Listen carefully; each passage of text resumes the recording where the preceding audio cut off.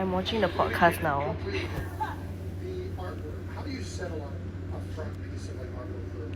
I'm almost done, but I have many things to say, okay? It's time for the debrief. She is such a yapper, and just listening to her talk about her craft and how passionate she is about creating the album, about the Eras Tour, about like all the behind the scenes thing. Oh my god, I was crying was I the only one crying? When she was talking about how she reclaimed her masters and like whatever she went through, I was like, she almost broke down. I was crying. It feels very validating knowing that she's keeping us so well fed and we are eating it up as Swifties.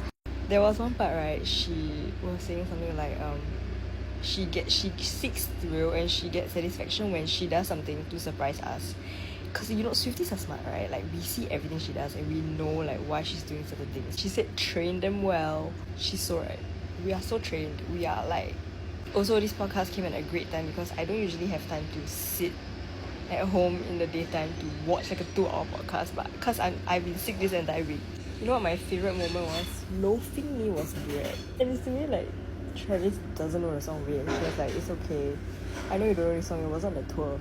And I felt that because that's what I say to new Swifties, because I assume they start listening to the tour setlist first before they listen to her other songs, right? So when I ask a new Swiftie like, oh, have you heard this song? Or if I hear a song and they're like, hey, what song is this? I'm like, oh, it was on the tour, but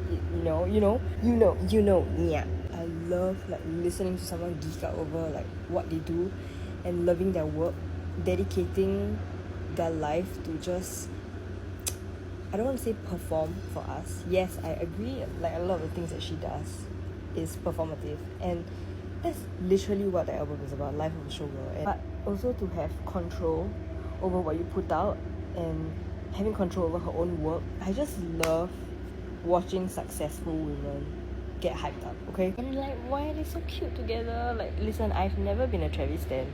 I will always be a Joe girl, like, forever. Okay, but after watching this podcast, I might switch. His hand was on her the entire time, like, and they were just like flirting throughout the entire. So cute. Like, for her to be loved and seen like this.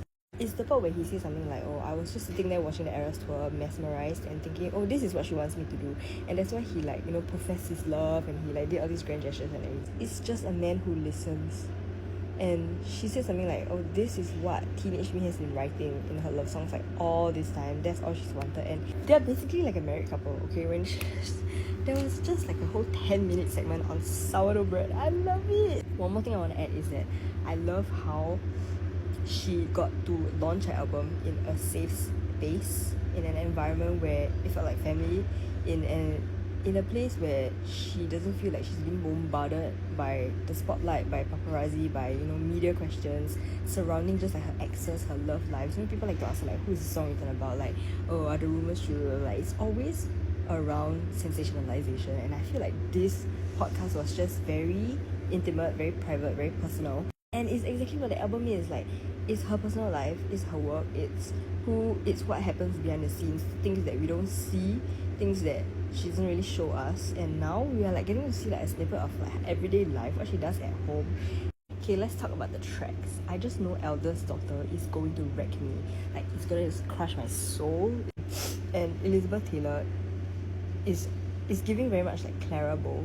And it's like, because I mean she was named after Elizabeth Taylor, so imagine like having to live with that shadow, or knowing that you were named after someone so great and stuff like that. I love it when Travis was asking Jason like, do you even know who that is? Like, he's now like culture, okay? He's now like it's so funny. Like, cancelled with the exclamation mark is giving bad blood. And oh my gosh, I saw someone say like I saw this TikTok of someone saying that she's trying to throw Kanye off the chart because his album is called The Life of Pablo, I think, if I'm not wrong. And she named her album The Life of a Showgirl. Like, she literally used SEO. Showgirl is above Pablo, right? Like, S comes before P. So she's gonna be like the top of the search. And I'm so, like, this level of petty is what I aspire to be. Like, from what they're saying, this album is gonna be filled with bops. And I think the whole vibe is gonna be like I Can Do It With a Broken Heart. It's gonna be like Glitter Pen songs, but then the lyrics will hit. Since when do the lyrics not hit? But you know, it's gonna be like certain lines where we'll pick it up and we'll be like, how did she think of that? Like, her brain is amazing, and we're just gonna be quoting it every single day. Also, it's gonna launch on my mom's birthday. Speak Now TV launched on my sister's birthday, so I'm gonna predict that her next album is gonna drop on my dad's birthday. She just wants to launch every album on my family member's birthday, but me. Let's do something on my birthday, please. I have the same birthday as Selena Gomez. Like, give me something. Can we talk about the fact that it was 2 whole hours? Like, I could listen to her yap all day. Like, I didn't even watch it in 1.5 times speed, which is usually the speed I watch all my shows or like anything on YouTube, you know.